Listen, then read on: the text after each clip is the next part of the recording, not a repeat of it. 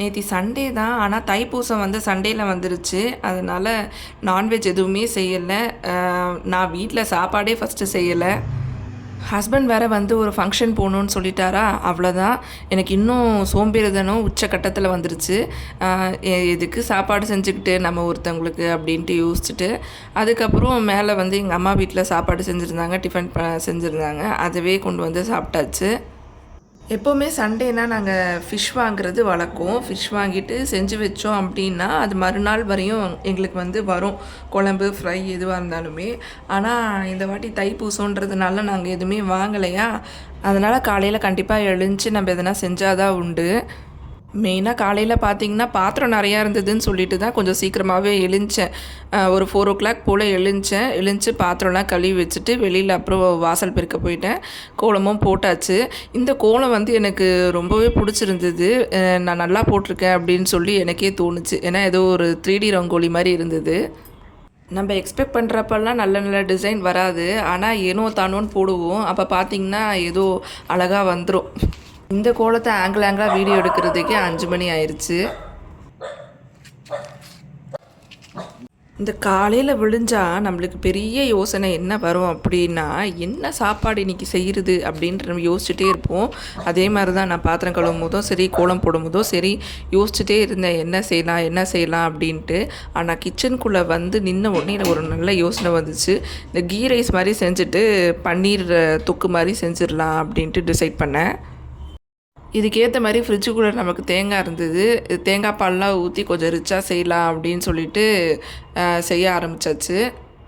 இந்த குக்கர் வேறு மூடுனாப்புல இருக்கா. வீடியோவில் எந்த ஆங்கிளில் காமிச்சாலும் அதுக்குள்ளே என்ன இருக்குன்னே தெரிய மாட்டேன்னுது. நான் வந்து டாப் ஆங்கிளில் வச்சு லாஸ்ட்டில் தான் காட்டியிருப்பேன் நான் எப்படி செஞ்சேன் அப்படின்னு சொல்லிட்டு. நானும் எந்தெந்த ஆங்கிள்லேயோ வச்சு பார்த்தேன், ஆனால் அதுக்குள்ளே என்ன இருக்குன்னு உங்களுக்கு காட்டுறதுக்கு வீடியோவில் காட்டுறதுக்கே முடியல. வீட்டில் என்னென்ன இருந்ததோ, என் கைக்கு என்னென்னலாம் கிடச்சதோ அதெல்லாம் வச்சு ஒரு தேங்காய் சாதம் மாதிரி பண்ணியாச்சு. இந்த மாதிரி 1 pot ரைஸ்லாம் நம்ம பண்ணும்போது வீடே வந்து கொஞ்சம் நல்லா வாசமாக இருக்கும். அந்த பட்டை லவங்கம்லாம் போடும்போது பசங்க எழுந்தோடனே கேட்பாங்க, அம்மா அப்படி என்ன செய்கிற அப்படின்னு சொல்லிட்டு ஆர்வமாக. ஆனால் இந்த 1 pot ரைஸில் என்ன ஒரு டிஸ்அட்வான்டேஜ் அப்படின்னா, சூடாக சாப்பிட்றதுக்கு நல்லாயிருக்கும். இதுவே ஆறி போயிடுச்சுன்னா நம்மளுக்கு சாப்பிடவே பிடிக்காது. அதனாலே கொஞ்சமாக பார்த்து செஞ்சுருந்தேன் நான். இந்த பிங்க் கலர் குக்கர் வந்து கொஞ்சம் ஆசைப்பட்டு வாங்கினேன். இது நான் நிறைய பேர் வந்து யூஸ் பண்ணுறத பார்த்து நல்லா இருக்கிற மாதிரி தோணுச்சா, அதனால் வாங்கினேன். ஆனால் இதை க்ளோஸ் பண்ணுறதுக்கு எனக்கு கொஞ்சம் கஷ்டமாக இருக்குது. இது உள்ளே போயிடுதா மூடி, ஸ்டக்காகி நின்றுக்கிற மாதிரி இருக்குது. அதனால் இது மூடுறதுக்கு கொஞ்சம் கஷ்டமாக இருக்குது. ஆனால் வெளியில் பார்க்க நல்லா அழகாக இருக்குது. இதை விட கொஞ்சம் சின்ன குக்கராக தான் வாங்கலான்ட்டு போனேன், ஆனால் எனக்கு கிடைக்கல. ஹஸ்பண்டை எழுப்பி காலையில் தேங்காய் மட்டும் கொஞ்சம் நோண்டி கொடுக்க சொன்னேன். ஏன்னா எனக்கு அது நோண்டுறதுனா கொஞ்சம் கஷ்டமாக இருக்கும். சம்டைம்ஸ் வந்து கையெல்லாம் கிழிச்சிரும். அதனால் வந்து அவர் வந்து நோண்டி கொடுத்து கட் பண்ணி அது மிக்சிலையும் போட்டு கொடுத்துட்டாரு. ஆனால் இன்றைக்கி என்னவோ பரவாயில்ல, எல்லா வேலையும் கொஞ்சம் சீக்கிரமாக முடிஞ்ச மாதிரி இருந்தது. நானும் இந்த ஜாபுக்கு போயிட்டு ஒரு 1 year ஆகுது. ஆனால் எப்போவுமே வந்து ஹரிபரியாக தான் கிளம்புவேன். அறக்க பறக்க கிளம்பி அங்கே போயிட்டு லாஸ்ட்டு பஞ்சிங் மினிட்டில் வந்து, அதாவது கிரேஸ் டைமில் தான் வந்து போய் பஞ்ச் வைப்பேன். அந்த மாதிரி இருந்தது. ஆனால் எனக்கு என்னவோ தெரியல, ஒரு 20 minutes எக்ஸ்ட்ராவே இருந்தது. எனக்கு பெட்ரோல்லாம் போட்டு சாவகாசமாக போனேன்.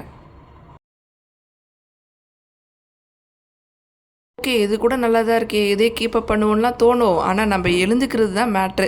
ஒரு நாளும் நம்மளுக்கு ஒரு மாதிரி இருக்கும். எப்போ எந்த டைமில் எப்படி எழுந்துப்போன்னு தெரியாது. அதில் தான் நம்மளுக்கு லேட் ஆகுறது டெய்லியும். நான் கூட நினச்சேன் டைம் பத்தாது, வெறும் ரைஸ் மட்டும் வச்சுட்டு தொட்டுக்க ஏதோ வேண்டாம், ரைஸ் மட்டும் வச்சுருவோம் அப்படின்ட்டு தான் நினச்சேன். ஆனால் பார்த்தா ஒரு 1/2 hour 1 hour போல் எனக்கு எக்ஸ்ட்ரா இருந்தது. அதனால் நான் ஜெப்டோலலாம் ஆர்டர் போட்டு பன்னீர் வாங்கி பன்னீர் கிரேவி மாதிரியும் பண்ணிட்டேன். ஈஸியாக எனக்கு வேலை முடிஞ்சிருச்சு. எப்போவுமே வந்து டிஃபால்ட்டாக இந்த சாம்பார் வைக்கிறது, ரசம் வைக்கிறது, இல்லைனா காரக்குழம்பு வைக்கிறது, இது 3த்தையும் தான் பிடிச்சிட்டு தொங்குறது எதனா வைக்கலாம் அப்படின்ட்டு. ஆனால் இந்த 3மே வந்து பசங்களுக்கு வந்து ஸ்கூல் லஞ்ச் பாக்ஸ்க்கு பேக் பண்ணோம் அப்படின்னா திரும்பி ரிட்டர்ன் வரதான் செய்யும். அவங்க சரியாக சாப்பிட மாட்டாங்க. ஆனால் இந்த மாதிரி வெரைட்டி ரைஸ் கட்டி கொடுத்தா போதும், அது வந்து டிஃபன் பாக்ஸ் காலியாகி தான் வீட்டுக்கு வரும். இதில் என் பொண்ணு வேறு ஏன் எனக்கு எக்ஸ்ட்ரா வைக்கலன்னு வேறு கேட்பா. சரி, ஓகே. லஞ்சுக்கு ரெடி பண்ணியாச்சு. காலையில டிஃபனுக்கு என்ன அப்படின்னு பார்த்தோன்னா, பப்பாளி பழம் வந்து மேலே கட் பண்ணி வச்சுருந்தாங்க. அது குடுத்தாங்க. சரி, பப்பாளி பழம் அப்புறம் நாங்க சப்போட்டா வாங்கி வச்சுருந்தோமா, அந்த சப்போட்டா 2மே வந்து டிஃபனுக்கு எடுத்துக்கலாம். காலையில ஃப்ரூட்ஸே சாப்பிட்டுக்கலாம் அப்படின்ட்டு எனக்கு ஃப்ரூட்ஸ் கட் பண்ணி வச்சுக்கிட்டேன். பசங்களுக்கு வந்து இந்த ரைஸே கொஞ்சம் கொஞ்சம் ஊட்டி விட்டாச்சு.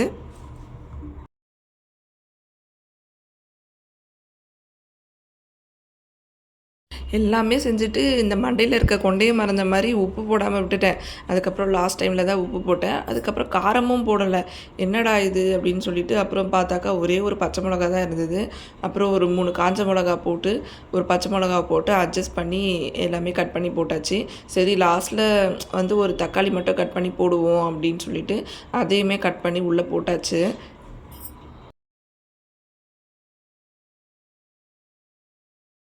எனக்கு தெரிஞ்சு இந்த மாரி சாம்பார், கூட்டு, பொரியல்னு தனித்தனியாக வச்சு அது ரைஸ் வடித்து வைக்கிறதுக்கு இந்த மாரி ஒரு ஒன் பாட் ரைஸ் மாரி செஞ்சு விட்டுட்டோன்னா வேலை ஈஸியாக முடிஞ்சிரும் அப்படின்னு நினைக்கிறேன். எனக்கே ஒரு பெரிய ஆச்சரியம். என்னடா இது நம்மளா இவ்வளோ சீக்கிரம் எல்லா வேலையும் முடிச்சிட்டோம் அப்படின்னு சொல்லிட்டு. அதான் நானே சொல்கிறேனே, ஒரு வருஷமாக நானும் பார்க்குறேன்.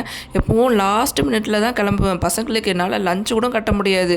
என் பெரிய பொண்ணுக்கிட்ட சொல்லிட்டு கிளம்புவேன், லஞ்ச் மட்டும் கட்டிக்கூடா அப்படின்ட்டு. ஆனால் இன்றைக்கி எனக்கு எல்லாத்துக்குமே டைம் இருந்தது. அவளுக்கும் லஞ்ச் பேக் பண்ணிட்டேன். அதுக்கப்புறம் தான் ஞாபகம் வந்துச்சு விளக்கேத்தலை அப்படின்னு சொல்லிட்டு. அதுக்கப்புறம் விளக்கும் ஏற்றி வச்சுட்டேன். ஆக்சுவலாக சாமிக்கு இன்றைக்கி வந்து பூ இல்லை. பூ வந்து வாங்கணுன்னு தான் நினச்சேன், ஆனால் மறந்துட்டேன், வாங்கலை. அதனால் காஞ்ச பூவெல்லாம் எடுத்துகிட்டு விளக்கு மட்டும் ஏற்றி வச்சுருந்தேன். எப்போவுமே சண்டேனாலும் சரி, இல்லை நம்ம ஒர்க் முடிஞ்சு வீட்டுக்கு வரும்போதும் சரி, இதை வாங்கிட்டு போகணும், அதை வாங்கிட்டு போகணுன்னு நினைப்போம். ஆனால் அன்றைக்கி ப்ரொடக்டிவாக எதுவுமே செஞ்சுருக்க மாட்டோம். முறைக்க முறைக்க உக்காந்து எதனா ஃபோன் பார்க்குறதோ இல்லை டிவி பார்க்குறதோ அப்படி தான் நம்ம டைம் ஸ்பெண்ட் பண்ணியிருப்போம். இந்த பப்பாளி பழம் அவ்வளோவா ஸ்வீட் இல்லை. சரி, ஓகே, ஏதோ டிஃபனுக்கு கிடச்சிது அப்படின்னு சொல்லிட்டு எடுத்துக்கலாம் அப்படின்ட்டு. ஏன்னா மாவும் இல்லையா. சரி, ஓகே, பப்பாளி பழம் அதுக்கப்புறம் சப்போட்டா பழம் இது 2மே போதும், காலையில் ஃப்ரூட்ஸ் மட்டும் சாப்பிட்டுக்கலாம் அப்படின்ட்டு. இதில் ஒன்று பார்த்திங்கன்னா வெயிட் லாஸ் பண்ணுறது, இன்னொன்று வந்து வெயிட் கெயின் பண்ணுறது. நான் ஸ்கூலில் எடுத்துகிட்டு போய் சாப்பிடும்போது வந்து ஒருத்தவங்க சொன்னாங்க, என்ன 2மே எடுத்துகிட்டு வந்திருக்க, வெயிட் லாஸ் பண்ணுறதும் எடுத்துகிட்டு வந்திருக்க, வெயிட் கெயின் பண்ணுறதும் எடுத்துகிட்டு வந்திருக்க, நீ என்னதான் பண்ணுறதா ஐடியா இருக்குது அப்படின்ட்டு. அதெல்லாம் எனக்கு தெரியாது, ஜஸ்ட்டு எனக்கு வயிறு ஃபுல்லாகணும் அதுக்காக எடுத்துகிட்டு வந்தேன் அப்படின்னு சொல்லியிருந்தேன். அப்பயும் எனக்கு என்னவோ தெரியல, ஒரு மாதிரி குறையாவே இருந்துச்சு. அதுக்கப்புறம் வாயெல்லாம் ஒரு மாதிரி ஸ்வீட்டாகவே இருந்தது காலையில் பழம் சாப்பிட்டதுனால. ஓகே அப்படின்னு சொல்லிட்டு கேன்டீன் போனேன். கேன்டீனில் பார்த்தாக்கா எக் பப்ஸ், வெஜிடபிள் பப்ஸ்லாம் இருந்தது. ஒரு எக் பப்ஸ் வாங்கி ஒரு 10 o'clock போல் சாப்பிட்டேன். காலையில் டிஃபனுக்கு ஃப்ரூட்ஸை பேக் பண்ணி வச்சாச்சு. அப்போ தான் நான் ஜெப்டோவில் ஆர்டர் போட்டது வந்தது. இந்த ஜெப்டோவில் மட்டும் என்னன்னு தெரியல, தனியாக ஒரே ஒரு பொருள் மட்டும் ஆர்டர் போட்டாக்கா என்னவோ 30 rupees delivery charge, 40 rupees delivery charge காட்டுறான். அதனால் கூட சேர்த்து இந்த பச்சை மிளகாவும் போட்டிருந்தேன். அதாவது ஆக்சுவலாக ஒரு 120 rupeesக்கு மேலே இருந்தால் தான் வந்து இந்த டெலிவரி சார்ஜஸ்லாம் வரமாட்டேன்து. அதுக்கு கீழே ஒரு 100 rupeesக்கு இப்போ பன்னீர் வந்து 99 98 rupees அதுக்குள்ளே அது மட்டும் ஆர்டர் போட்டாக்கா எக்ஸ்ட்ரா சார்ஜ் பண்ணுற மாதிரி காட்டுது, 30 rupees அப்படின்ற மாதிரி. ஸோ அது எதுக்கு எக்ஸ்ட்ரா எதனா ஒரு பொருளே வாங்கிட்டு போயிடலாம் அப்படின்ட்டு தான் இந்த பச்சை மிளகா போட்டு வாங்கியிருந்தேன். ஆக்சுவலாக இந்த பன்னீரை நம்ம வந்து வெளியில் வாங்கி யூஸ் பண்ணும்போதெல்லாம் நமக்கு ஒன்று தோணும், இதுக்கு 2 கவர் பால் பேக்கெட் வாங்கி நம்மளே பன்னீர் போட்டுடலாமே அப்படின்ட்டு. ஆனால் நான் செய்ய மாட்டேன். ஏன்னா எனக்கு ஒர்க் போகிறதுனால டைம் இல்லை அப்படின்னு நானாக நினச்சிக்கிட்டு இது வரைக்கும் செய்கிறதே கிடையாது. ஆனால் இன்றைக்கி தான் ஒரு விஷயத்தை ரியலைஸ் பண்ணேன், பரவாயில்ல நம்மளாலேயும் சீக்கிரமாக எல்லா வேலையும் முடிக்க முடியுது அப்படின்ற மாதிரி. ஆக்சுவலாக காலையில் 4 o'clock எழுந்துச்சி 7:30க்குள்ளே எல்லா ஒர்க்கும் முடிச்சுட்டு 7:45க்கு வேலைக்கு போகிறேன். எனக்கே எல்லாமே கொஞ்சம் ஈஸியாக இருக்குது. காலையில் 4 o'clock எழுந்துச்சா அப்படின்னா ஒரு 8 o'clock 9 o'clock வேலைக்கு போகிறவங்களுக்கு எல்லாமே கொஞ்சம் ஈஸியாக தானே இருக்கும். அதனால தான் சொல்கிறேன். இல்லை, ஒரு வேளை இன்றைக்கி லஞ்சு சிம்பிள் அப்படின்றதுனால எனக்கு ஈஸியாக இருந்துச்சா, வேலையெல்லாம் சீக்கிரம் முடிஞ்சிருச்சா அப்படின்றது தெரியல. ஒரு 1 week போல் ஃபாலோ பண்ணிட்டு நான் வேணாலும் சொல்கிறேன், கரெக்டாக 4 o'clock எழுந்துச்சா, எல்லா வேலையும் சீக்கிரமாக முடியுதா இல்லையா அப்படின்ட்டு. என்னவோ இந்த பன்னீர் கட் பண்ணும்போது அவ்வளோ ஒரு சாட்டிஸ்ஃபேக்ஷனாக இருக்கும். எப்படி நம்ம இந்த யூடியூப்பில் வந்து ஸ்லைம் வீடியோலாம் பார்த்துட்டு சாட்டிஸ்ஃபை ஆகுறோமோ அந்த மாதிரி. அந்த ஸ்லைமில் வந்து ஒன்றுமே இல்லை, அதனால் நம்மளுக்கு ஒரு பைசா கூட பிரயோஜனம் இல்லை அப்படின்னாலும் அதை நம்ம ஒரு நிமிஷம் கண்டிப்பாக பார்ப்போம், அவங்க என்னெல்லாம் பண்ணுறாங்க அந்த ஸ்லைமை வச்சு அப்படின்ட்டு. அதே மாதிரி தான் இந்த பன்னீரை கட் பண்ணும்போது கொஞ்சம் அப்படியே என்னவோ கொஞ்சம் சாட்டிஸ்ஃபைடாக இருக்கும்.